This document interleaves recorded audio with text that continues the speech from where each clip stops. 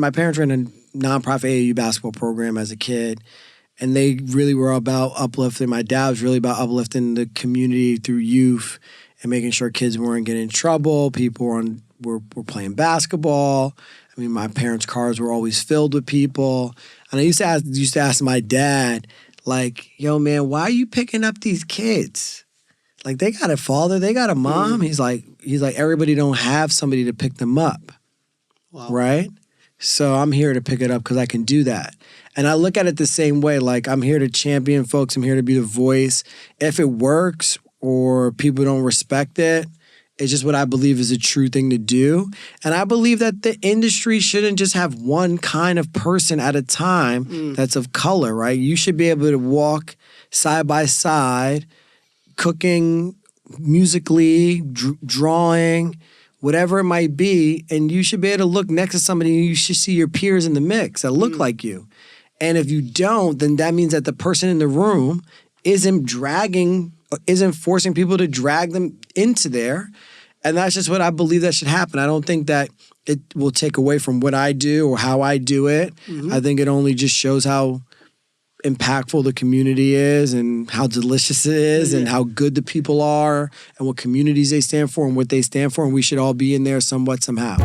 Have you decided what you're gonna get? Oh yeah, definitely we're gonna get one of each. One of each. Got it. Hello everybody, welcome to another episode of One of Each. Thanks for being here, thanks for listening to us, for supporting us. Remember, we are on YouTube, so please subscribe, like us, share the content, follow us on Instagram. We're here at Astro Studio too, so thanks guys for having us and bearing with us. And remember, we're going to be putting also content on Patreon. We're going to be having exclusive content there, so check us out there as well. And today, we have these days the Food and Wine Festival, the South Beach Food and Wine Festival. I think this episode is going to come out some weeks after that. But it's a great opportunity because we have so many good friends coming from different parts of the country. And I have here with me JJ, who I've known for, 8 years or something like that. JJ is a good friend. We work together. That logo there is very familiar. Fieldtrip in New York. We'll talk about that.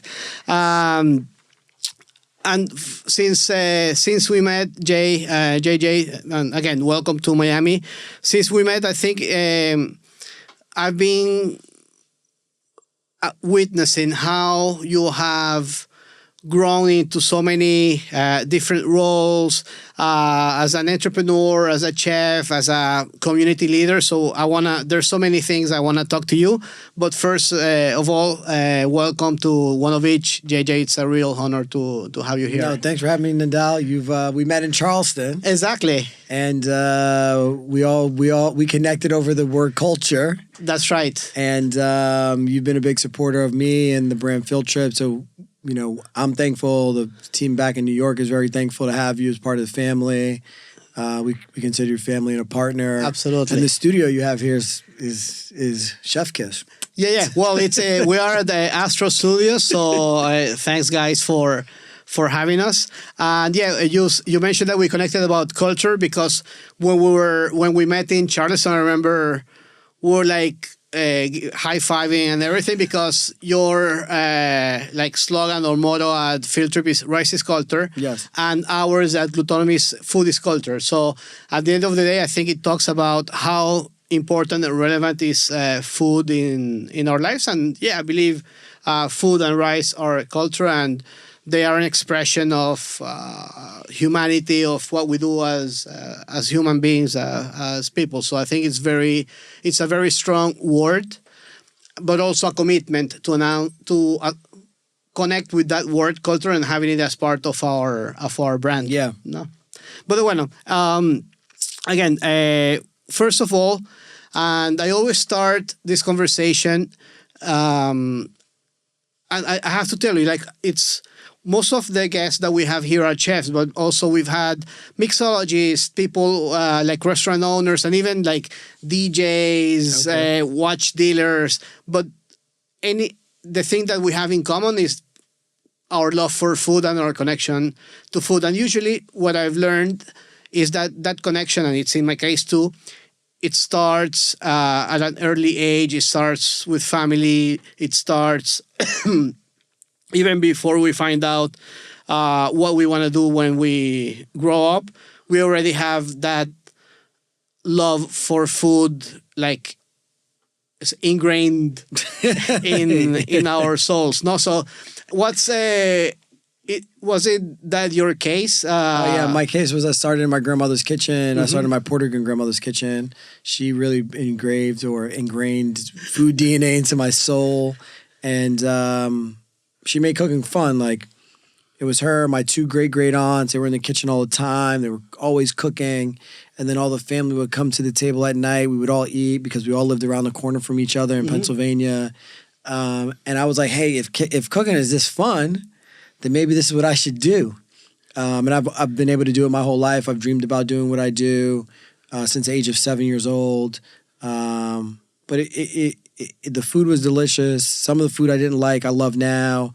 It was always a good time. My grandmother Iris always made cooking really unique. She had a spice cabinet. She made her own stock. She had 2 freezers in the garage. Wow. She had that old school ice cream machine that would like turn in a circle. Like, nice. She was the home chef, and she really cared about food. And what was on the table these days? Like, what would she cook? Because I understand she cooked for like a bunch of you. No? It was about like 9 of us. Yeah. Wow. So her go-to dish was asopao. She loved cooking asopao. But she would roast chickens. She would do lasagnas. She would do paellas in these cast iron pans. There was always rice. They would make pastelas from time to time. Wow. Like they really leaned in on their food. I still have her notes in a cookbook. Oh, really? Written in Spanish that I don't like. I got to use Google Translate to figure out. Send them over and we'll translate them. Yeah, but. What was the tipping point? Because one thing is loving food and love cooking and love sharing and sharing those family moments. And one thing is, okay, I'm gonna do this for a living. This is gonna be my passion, but also my career. What was the tipping point when you say, hey, this is actually something I can do for a living? I went to my parents really young and told them I was going to culinary school. Like, I think at 7, 8 years old, I told them I'm going to Culinary Institute of America. Yeah, I saw a commercial, and I told my parents. They chuckled. And then they saw me getting my first job. I was a dishwasher. I used to ride my bike to it at a country club. How old were you? 14 years old. Wow. Worked on the weekends. I always wanted my own money, so. And you never thought of doing something else? Yeah, I never thought. Maybe I would have been in sports. Maybe I would have done. I love history. Maybe I would have done politics. I don't know. Not now, but. But yeah, I never. I worked as a dishwasher. Rode my bike. I remember. There's only like 2 places I've ever been. Like, one place I've been fired from. One place where I was told, your 2 weeks notice is not good here. But I remember the chef like throwing something in the garbage can and going into the garbage can and trying to cook from it. Wow.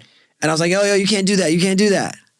And they'd be like, get it back in the dish pit. I was like, no, you guys can't serve that to people. Who can't serve food out of a garbage can? And they wind up letting me go. They wind up telling the general manager I did something else, and then I got let go. Okay. That I crashed like a golf cart in somebody's car, which it wasn't me. It was this guy named Billy. And I remember telling him, like, hey, one day I'm going to be better than you guys. Wow. And that was still in Pennsylvania? That was in Pennsylvania. And how was the move to New York? When did you move to New York? So I went to culinary school in Poughkeepsie or Hyde Park, upstate New York. And then I wanted to do my externship in Puerto Rico. Okay. I didn't get accepted to the Ritz-Carlton. And I had to find a place where to go. I remember this kid, Jared, in school was like, yo, man, I just did Tribeca Grill. It was a dope externship. And I applied. My dad's a New Yorker. He drives me to Tribeca. He's like, yo, let me tell you, Tribeca's not the best neighborhood. Right now, different, exactly, right? I was like, what do you mean? Like, there's this fancy restaurant there. And he waits outside during my whole externship, I was in there for like 5-6 hours. He waited, Wow. hung out in Tribeca, waited for me to leave. Wow. Got the job, and I was like, okay, so where am I live? Because I'm not going to commute from Pennsylvania. Of course. So I was like, oh, can I live with Aunt Jeannie and Aunt Estelle? He was like, I don't know, man. You're 18 now. You could go. You got to ask them. So I asked my aunts if I could live with them because they lived together. They had a 3-bedroom on 107th and 5th Avenue. That's in Harlem. In Harlem, yeah. Okay. And East Harlem. And I wound up living with them. And they taught me the ropes in New York City. I mean, I came back and forth to New York as a kid, but there's no way I could have lived in New York City. I think I was getting paid like $6.75 an hour. Wow. Right? The first 3 times I went to work, I went on the train going to the Bronx when I was supposed to be going down towards Brooklyn on the train. And I worked for Drew, the chef that time was Stephen Lewandowski. Tribeca Grill, we were doing 850 people a night, 1,000 people a night. It was going. Drew, and I saw him here on the plane today, and we were talking because Tribeca Grill's closing. And I said, the reason why I treat people in the industry is because of you. I watched how you treated us. Like, you would come around the kitchen and shake everybody's hand. The porter, the line cook, your interns. And I just had a great experience there. Of course, the cooks gave me a hard time, but that's when I really was like, I really want to do this. I really love this. But there were still moments in culinary school that I wanted to quit. My dad didn't let me quit, though. Oh, really? Yeah, I was the worst kid in culinary school. I was the worst. But in terms of, like, what was there that you didn't like? It wasn't fun. Okay. It wasn't my grandmother's kitchen. There was no joy. There was no loud music. Where's the joy, right? Okay. It was very intense. It was very militant. It was very much like you do it this way or no way, right? Because when you saw cooking as a career before, you saw it like, oh, these guys are having fun. I want to be a chef. But then when you get... When I really got... School, and I think, I try to tell young kids all the time, it doesn't matter what neighborhood you live in, like, find the best restaurant in your neighborhood and go work there. And if there was one thing I would probably do differently, I would have done, okay, great, this dishwashing job was good, but I probably would have found the best restaurant in the Poconos. Okay. And went to work there. And I think I would have seen a different way of what running a restaurant was like. Okay. I think that I probably would have been better going to culinary school, and I would have had a different expectation. Okay. And did you feel that pull? Because when you go into culinary school or into working in restaurants, everybody thinks like right away about fine dining, no? What was that like a driver for you? Like, was that what you wanted to do when you first went to culinary school or when you finished culinary school? Yeah, I mean, you're in culinary school. They're telling you fine dining. They're talking about Michelin stars. You're reading the New York Times every Wednesday, right? Like, you're looking at the hottest restaurants. Who got 3 stars? Who's got 2? Who got 1 star? So they're grooming you to think that way. And do you think that's right? Or? I'm not sure. I think now so many people don't realize how robust the culinary world is. Like, kids don't know you could be a personal chef. Kids don't know you could be working an R&D kitchen at Chipotle. Yeah. Kids don't know that you can work fast casual and really be a regional director. Yeah. You really just know, like, okay, I can go work in a hotel or I'm going to go work in fine dining Michelin star. And there's nothing in between. Yeah, because the stereotype is that, like, impeccable white jacket, tweezers. Correct. And at that time, I was in culinary school. It was a toque. Exactly. Right? So, but I could never work in a French kitchen because of the tone, the way they scream at you, what they were doing back then in the day. Like, if I came home and told my family, like, yo, somebody threw a pot and pan at me at work, or they would pull it out. They would have showed up. They would have showed up in the kitchen, like, to a grown-ass person. Like, why are you treating somebody like this, right? So that was never my route. I worked in good restaurants in New York City. I worked at Tribeca Grill. I worked at Jane. I helped open the first Smith. I worked in like solid, busy restaurants. I taught really great skill set. But, to revert back to culinary school, I think that's why kids now, when they come out, they're like, oh, I'm automatically going to be a sous chef. I'm automatically going to be CDC. And it's like, they only think that because they don't know that there's all these different levels. You could come be a kitchen man. You could come out of culinary school and be a kitchen manager at Fieldtrip, right, with the skill set that you have. And in our management style, you will get in 2 years the management skills to then leave and be able to be some low-level sous chef, but you would have the management skills. You'll know how to order, you'll know how to do inventory, you'll know how to manage, do scheduling, all those things that are key. And I think that's where a lot of young kids just need guidance on how to come out and get on the yellow brick road the right way. And in your case, when you decided, was your first restaurant the Cecil? You had some before... The first restaurant that I got the title Chef de Cuisine was the Cecil, Yeah.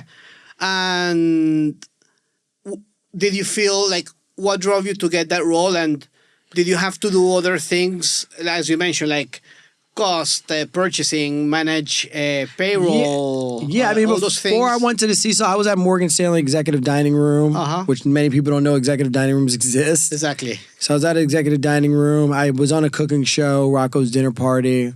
A gentleman named Alexander Smalls watched my episode and reached out to me. I don't know how he found me. And we kind of we talked, we went back and forth. He asked me if I wanted to go to Ghana. I went to Ghana and West Africa to cook.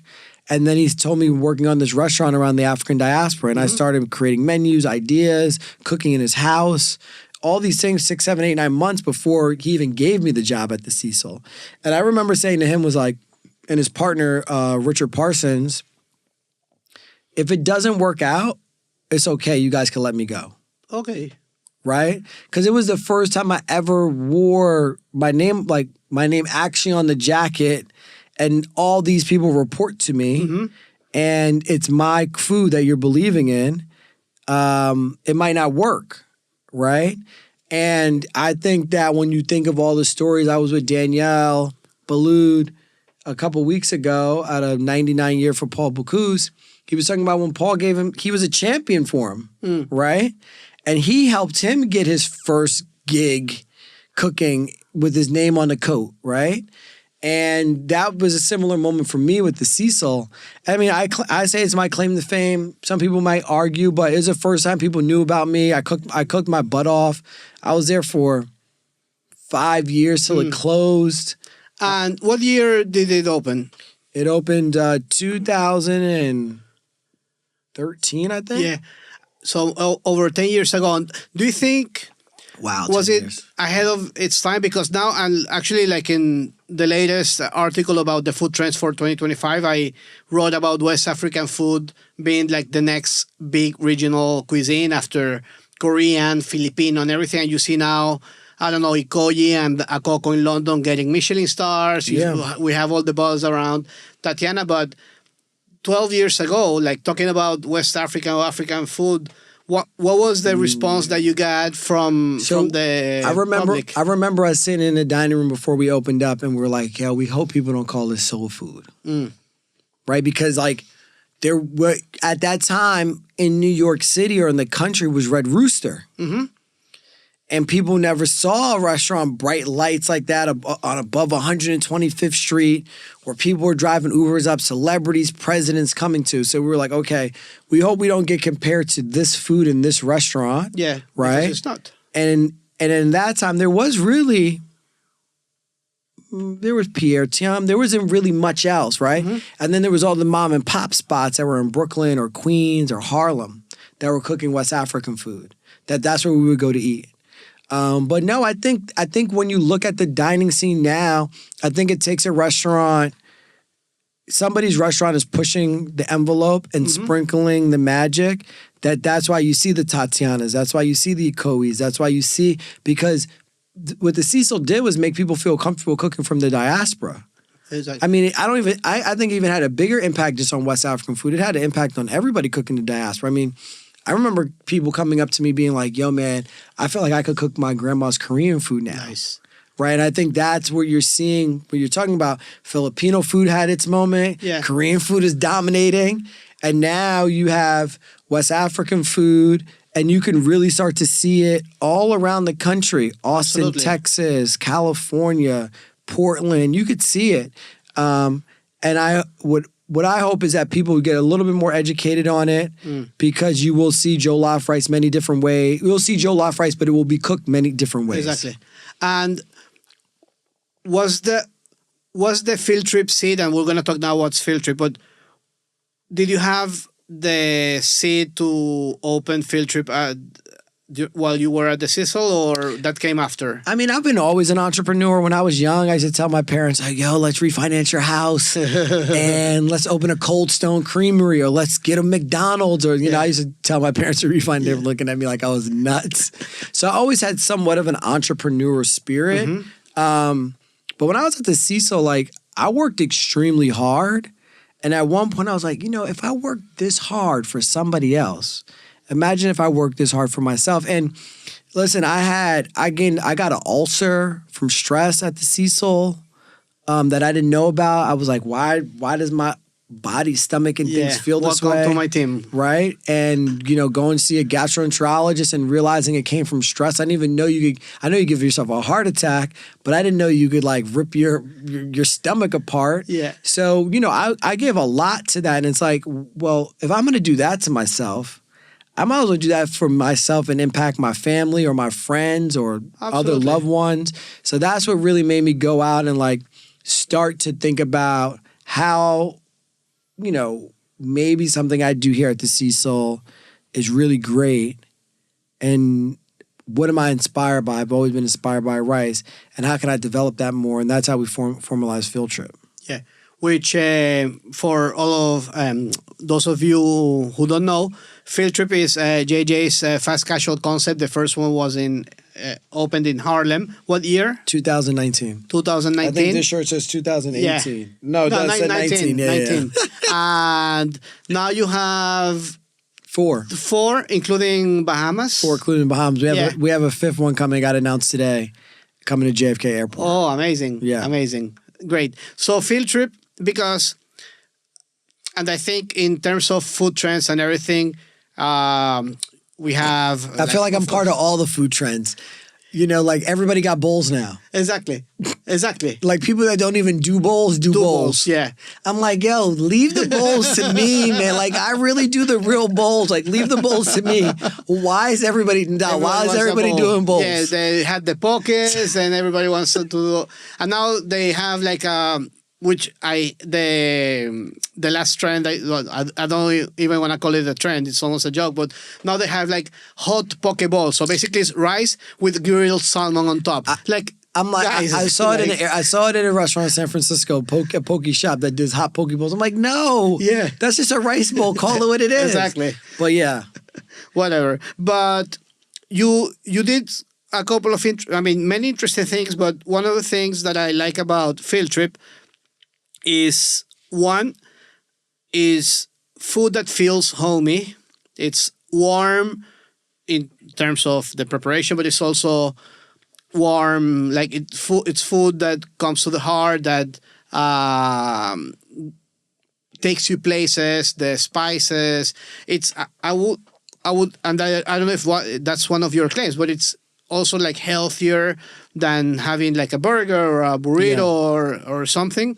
So at the end, it's a combination of many things. It's in terms of format, I think it's brilliant. And you say now everybody makes bowls, but it's a base with all these like Latin, Caribbean, African flavors together. What was the process of creating the concept? What were your influences? I remember we did this map with all the rice influences from like Thailand, West Africa, and the Caribbean islands and everything. What was the creative process of putting together the menu for Fieldtrip? Was it your personal experience? Some of it is, I would say, you know, Field is for the rice fields, trips are for the trips I've taken. The rice is the inspiration of the dish, right? So we have pineapple black fried rice. Where did I see pineapple black fried rice? I saw it in Singapore. I had it with chili crab. Right?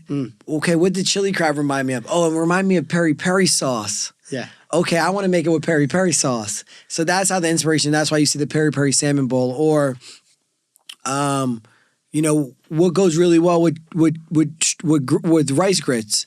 Oh, shrimp. Okay, I want it with curry. So we make a uptown curry sauce. So you see that. So every rice really inspires what you're eating. You see jollof, you see herb white rice. You know, Fieldtrip's been around for 5.5 years, and I'm working on a new iteration of the menu right now of what sells really well and what is like what I call mediocre. Okay. And my goal is to get the food to be better. Okay. Right? Things that if I'm not eating, if I'm going to Fieldtrip and I'm eating the same thing all the time, it means that everybody else is eating the same thing all the time. And I need to make more craveable things for people to eat. And I think you got to keep working on your brand. You got to keep working on your food to get better. You can't think that what you did yesterday is the best. Tomorrow, no. Absolutely. And you were talking about how from everybody walks out of culinary school thinking that they want to be a chef de cuisine at a high-end restaurant or Michelin star restaurant. And this is the case where you're putting all your knowledge, all your experience, but also your entrepreneurship and knowledge into doing something that is replicable, that you can open 5, 10, 25 field trips in the future and make it consistent, having like high quality standards across different locations. How do you make the processes work for quality? I never worked in a fast food restaurant in my life, right? So I'm learning on the job.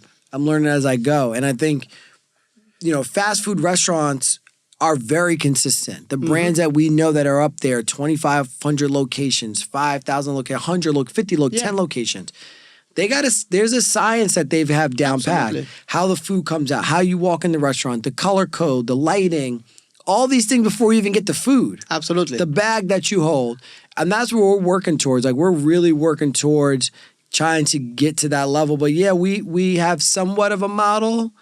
I think the weakest part is we're still working on our kitchen model. But we love the brand that was created with you. I'm always coming back to you about tweaking. But, we are at a consistent place, opening in the airport, they want the brand. What does it look like? What's your brand guidelines? All these things. And luckily we have a brand book. Exactly. But we also are working into that. We're not, we never started off with this like robust, crazy brand, right? We were like, okay, what do the people want? What does it look like? And you keep adding to it. And that's how I look at it until I'm like, okay, we got all the magic. Yeah. And now we can just really cruise. And as a brand, it grew together with the restaurant. Correct. And just to give an example, like the first brand book that we did was like very basic, 15 pages with logo and colors. And now you look at a 60-page document with all the details. And now I understand you developed also a new concept for Wonder, which is a delivery a digital food hall. Yeah. What was that concept? What's that concept about? Wonder's my concept there is Bankside. It's a seafood, Southern chicken and seafood restaurant. It was basically like, I know people want to eat seafood at home, and I want them to be able to get that. So you can get like eaten pale shrimp, you can get a fried fish sandwich, you can get peri-peri salmon or chicken, you can get shrimp and grits, you can get a lobster roll. Nice. Kind of all the things that I look for when I'm eating seafood at a restaurant. But since Wonder's at this high-end level and they're able to execute at that level, I wanted to develop something with them like that. So that's what we came up with Bankside. And I understand there's a lot of technology behind that concept in terms of processes. There's a lot. Yeah, quality. There's a lot of technology. They listen to the customer heavily. They cook the food in certain type of ovens, and I think we're at like 40 locations or 50 locations. I tried it. I mean, there's still, I think just in New York, as a again, business and agency, I wanted to try it. So I went to a location in New York.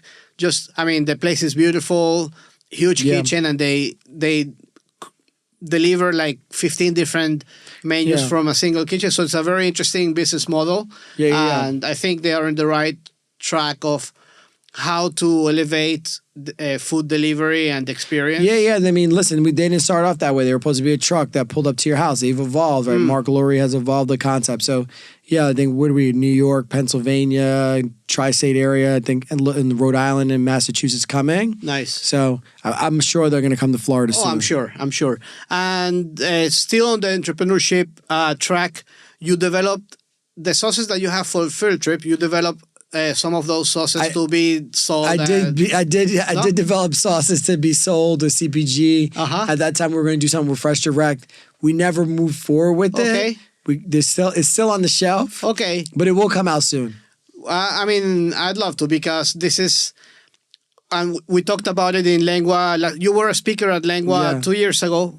But last year we had the chef Micha from Maido in Lima. Okay. Which is, I mean, they don't have Michelin stars there, but it's like super high-end restaurant. He's like top 5 in the world's 50 best, number 1 in the Latin American 50 best. And he launched a line of sauces like huancaína and ají amarillo and all those. And he was sharing last year how was his process of bringing taking a 5-star, 3-star recipe concept into like people's shelves. And he talked about democratizing fine dining and democratizing food, and that's what you would do. Like if people can access those sauces from a shelf, and Yeah, I think people want. I think people want better stuff at home. yeah, absolutely. They want better things at home. People are into condiments. People are into sauces, ready to cook, ready to stir, and I think diversifying the shelf, making it a little bit more culture. I mean, I look at the tomato sauce shelf. There's so many different types of tomato sauce. Nobody's saying that the shelf's overcrowded. Yeah. Right? You go there, you're like, okay, I want this little tomato sauce. I want the old school brand. Ooh, I've heard of these guys. Exactly. Right? And you grab it and you base it off your price point. And I think that more sauces should be on the shelves. There should be more curries. There should be peri-peris. There should be barbecues, right? There should be amarillos. There should be all those things. And one of the things that I like about that is that usually when you went to like a big supermarket chain, they would have like an ethnic food section. Yes. Where you have like 2 peri-peri, 1 sriracha, 1 ají amarillo, whatever. And now it's part of like every section of the supermarket. And I hate to use the word ethnic. Has like international food, so they are part of our normal shopping list. I mean, listen, I don't want to be too political, but America's international. Yeah. There's a lot of flavor. People want it. And also, I think it's great. Like, I think chefs are starting to think different. Before it's like, you're going to put a sauce on the shelf? I think your brand's going to be. Now it's like, hold on. People want my sauce? Oh, I'm going to put it on the shelf. And that revenue is now going to help me build a real business Absolutely. And I think that's where you're starting to see restaurants and chefs think of their restaurants as full blown out businesses. What do we do well behind these 4 walls? And where can we extend to? And that's really important to do. And that's something that was accelerated during COVID. Correct. Where chefs and restaurants started to look for other revenue streams, and they started doing like food ready to be delivered, frozen sauces, ingredients, everything. I think it's a good thing. I mean, love it. Yeah, and it's interesting that you mentioned before it was seen like my face in a jar in the supermarket that would hurt my brand. But I think if you do it right, it will help. I mean, look at Mario Carbone. Like, Yeah. he put the sauces on the shelf. He copied a model, right? Mm-hmm. People buying that sauce. I pay premium money pay for those jars. Premium money. I bought the sauce in Pennsylvania. I was like, oh, this is pretty cheap. Yeah, I think it's a good thing that chefs are putting their brands or their sauces and their ingredients in the supermarket shelves, and I think that's something that was accelerated by COVID when people and restaurants they needed to find new revenue 100%. streams. No? And people want it. People want deliciousness. I think that's how it should be. And chefs keep pushing. It's a different formula. It's a different model. But like I said, we have 3 sauces waiting on the shelf to go live. It will happen probably Looking next 2 forward years. to it. Looking forward to it. I'll direct ship it to you now. Perfect. And talking about chefs doing other things besides being in the restaurants, like yourself, you have a fast casual concept and the project of the sauces. You have, I mean, you are an James Beard Award winner with one of your books, and now you have a new book, The Simple Art of Rice. Yeah. Yeah. You're also very active on media, on TV. Can you tell us a little bit about that experience, and does that take you apart from the kitchen, or it completes you as a professional and it brings back some of those experiences to the kitchen? Like, how's that relationship of JJ, the chef, and JJ, the public figure, the award-winning book author? You know, everybody has a different path, right? And I think that when you come up in the industry, you look at somebody who you potentially want to be like, and or you hear about, and you might try to follow along what they do. I've always believed in the food. I always believe in the food every day. Like if my food's not good at something you eat my food at, it doesn't matter if I'm smiling on television. I think I've just been fortunate to be on television. And that people call me back to be on television. Could I be on television more? 100%. Could I be behind the restaurant burner more? 100%. But I think like for me, I'm in like this interesting category or interesting place of like, I'm a founder of a growing group that's very small, right? Lean team to try to be profitable. And I just wear a lot of different hats. I'm processing payroll. I'm doing ordering. I'm handling AP. There's a lot of things that I'm working with the team. Do I want to do any of that operational stuff? No. Yeah. Right. I'd rather just be cooking and working on culture. And then sometimes I get opportunity to do things like this. And I think having a restaurant and being able to be in media is magical because those people that watch you then can come eat at your restaurant. And I think when you think about like super successful chefs, right, that are in media and have restaurants, they're good. Yeah. Right? And Wolfgang Pucks, right? Curtis Stones, Marcus Samuelson, Bobby Flay, right? I think the guys that are just on TV by themselves, that's your job now. Yeah. And you didn't go to, you're not an actor or an actress, and everybody can't be Guy Fieri, right? Like, that's, And then you have these chefs that maybe you might see them on TV in a glimpse, but they've been able to do really well, like the Jean Georges and the Danielles and Eric Repairs, right? Yeah. And Andrew Carmelini, right? And you just know them because they've dominated the culinary scene. So there's so much going on differently. But yeah, I've been fortunate to be able to write books. I think I'll write more books. I'm fortunate I'm on a cooking show, Just Eats on Clio TV. I think there's just a lot of different things that I've been able to do. And I think over the next 10 years, I'll fall into something and keep going. But I just feel like I'm getting started, Nadal. I got a lot of work to do. But that TV seed, was it planted also when you were a kid? Like when did you used to watch TV? I used to watch Emeril Lagasse. I used to watch Galloping Gourmet and Martha and Julia. I mean, I used to tell my friends when I was in high school, people weren't going to culinary school. People weren't going around, I'm going to be a chef. I used to go around the hallways and be like, I'm going to be a chef. Kids in high school today still text me or Facebook me and be like, yo, you really living the dream, man. Yeah. But I used to go around and reference and be like, yo, I'm going to be better than Emeril Lagasse because everybody was watching him.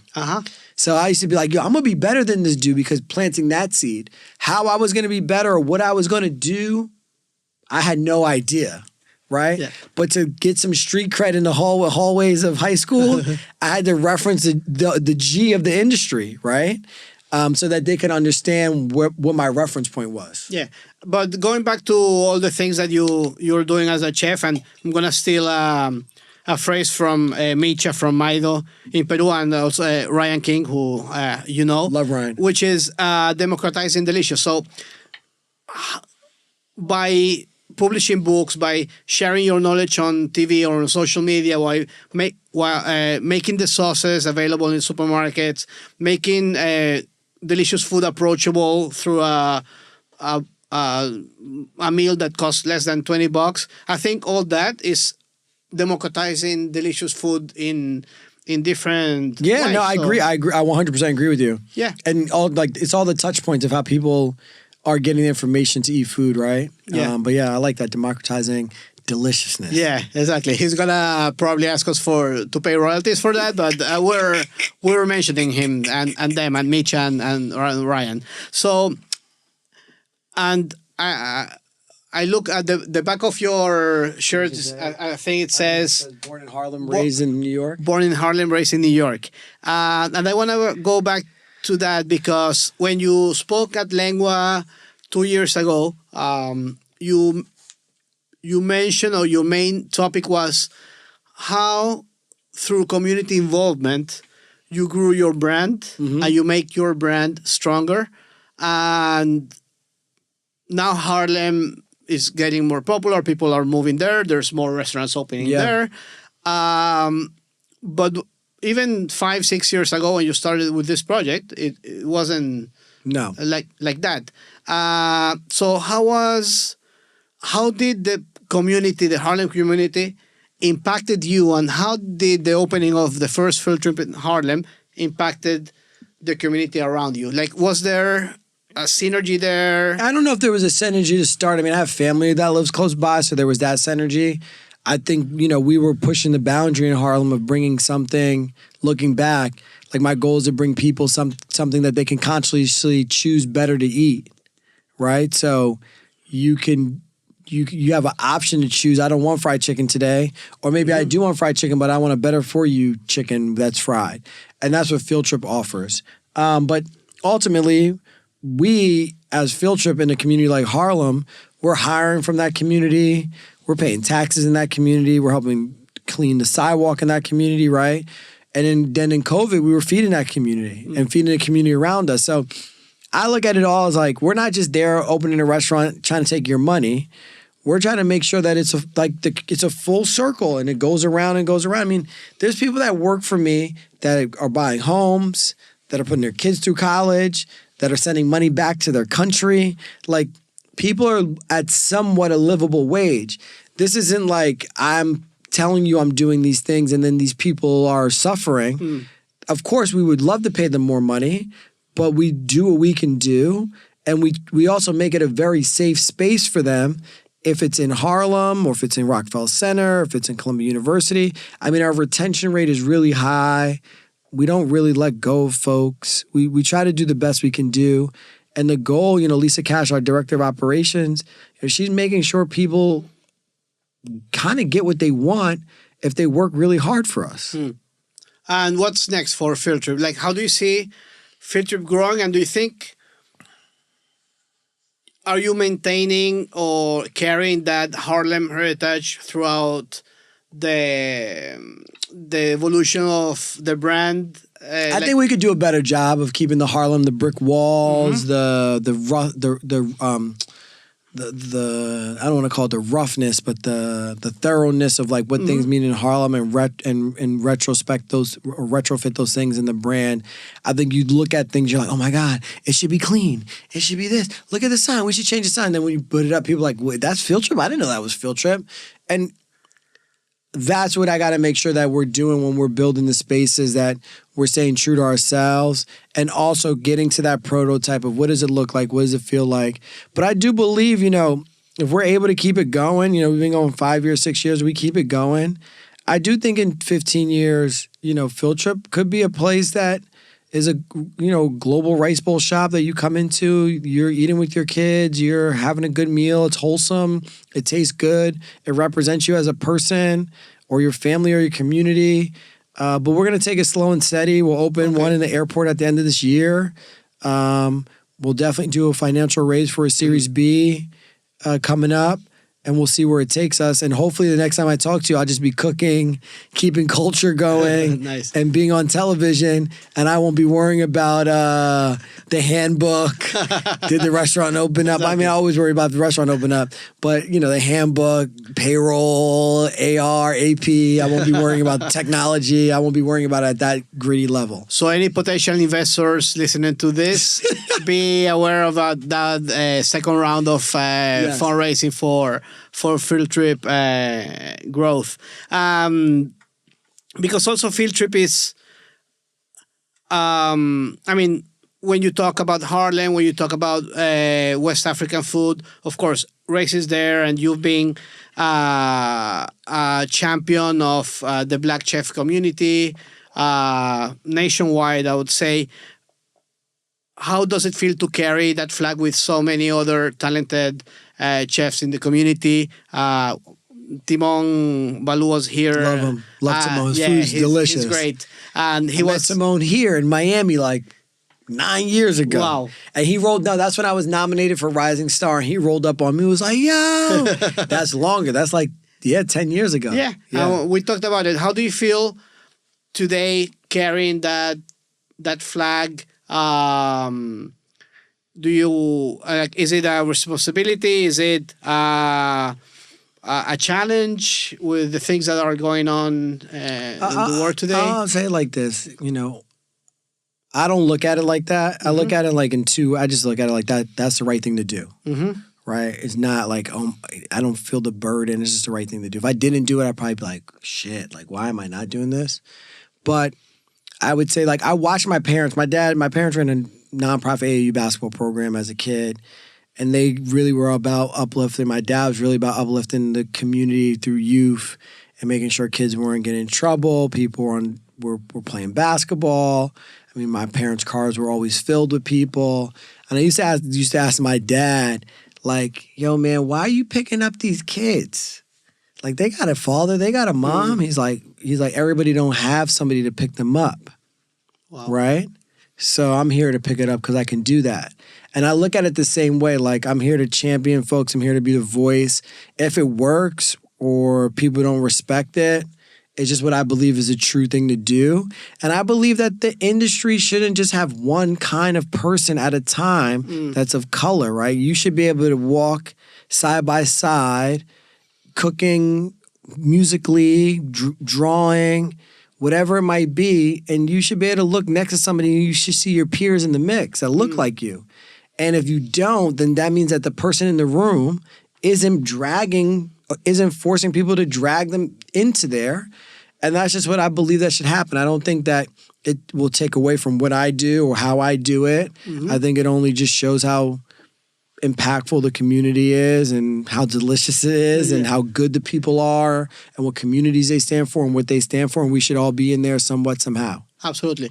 And having so many roles within the food world, like you went to culinary school, you were a chef in fine dining restaurants, you have your own fast casual chain, you've been you're on TV, you have books, you're big on social. What keeps you?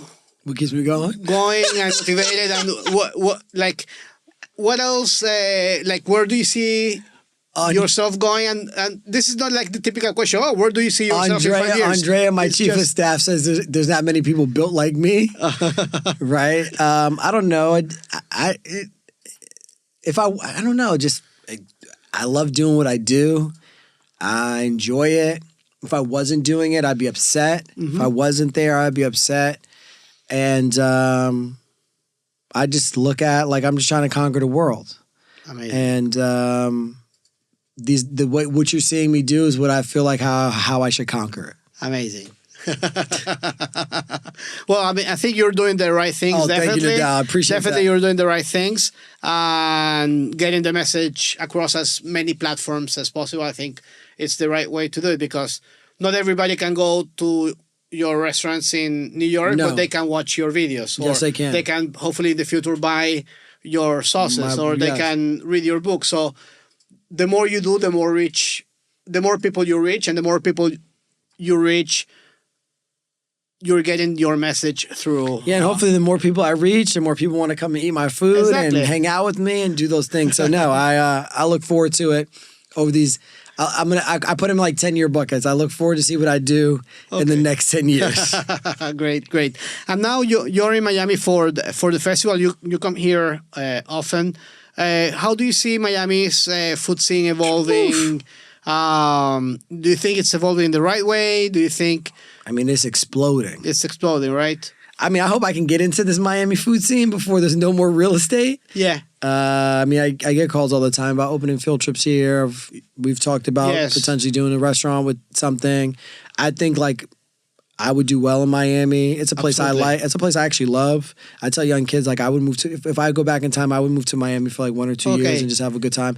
But no, the food scene's great. I look at all the New York transplants that are here crushing, as you guys call them. Yeah. Some of them are killing it and some of them are struggling. I think there's a little bit of everything. But the Miami kids that are cooking, like starting off their, like I said to you, I'm going to Maddie's tonight, right? Yeah. Like the food looks phenomenal online. One best chef, James Beard. Like, I'm excited about those places, or this, the Cuban food. Absolutely. The taco spot. Like I'm excited about all of it. And I try to make sure when I'm coming down here to Miami that I'm eating Miami food. Exactly. I'm not eating New York food. You will not. If you see me in a New York restaurant in Miami, you better ask me why. Exactly. Because I can get that in New York. But I'm coming down here to pay respect to the chefs. I think 3 years ago when Timon opened up, I think it was like 2 or 3 years ago. I took a bunch. I was down here for a conference. I brought like a 13 top into his spot in Fort Lauderdale.